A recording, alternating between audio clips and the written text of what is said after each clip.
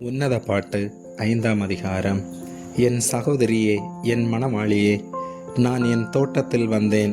என் வெள்ளை போளத்தையும் என் கந்த வர்க்கங்களையும் சேர்த்தேன். என் தேன்கூட்டை என் தேனோடு புசித்தேன். என் திராட்சரசத்தை என் பாலோடும் குடித்தேன்.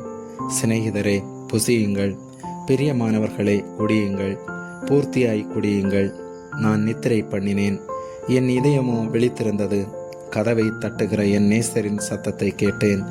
என் சகோதரியே, என் பிரியமே, என் புறாவே, என் உத்தமியே, கதவை திற.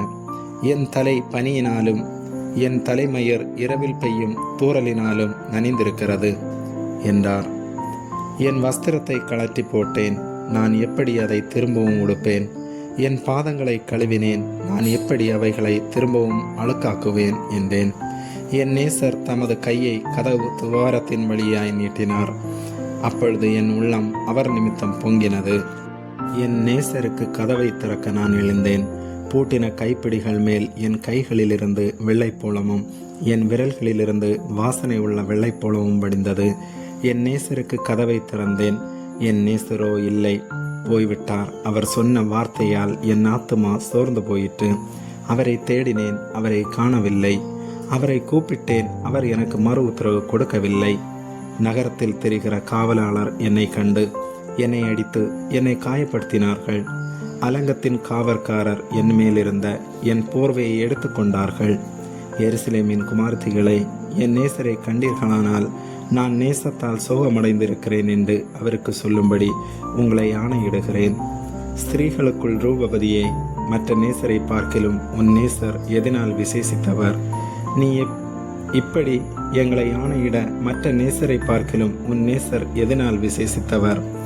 என் நேசர் வெண்மையும் சிவப்புமானவர், 10,000 பேர்களில் சிறந்தவர். அவர் தலை தங்கமயமாயிருக்கிறது.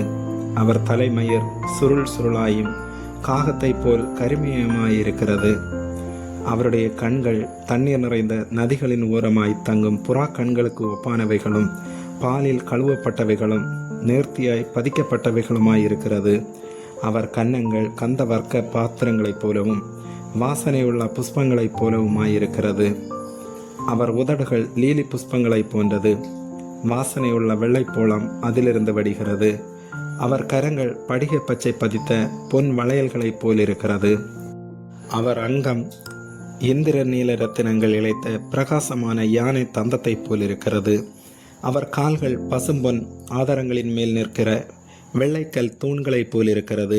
அவர் ரூபம் லீபனோனைப் போலவும் கேதிர்களைப் போலவும் சிறப்பாயிருக்கிறது. அவர் வாய் மிகவும் மதுரமாயிருக்கிறது. அவர் முற்றிலும் அழகுள்ளவர். இவரே என் நேசர். எருசலேமின் குமார்த்திகளே, இவரே என் சிநேகிதர். ஆமேன்.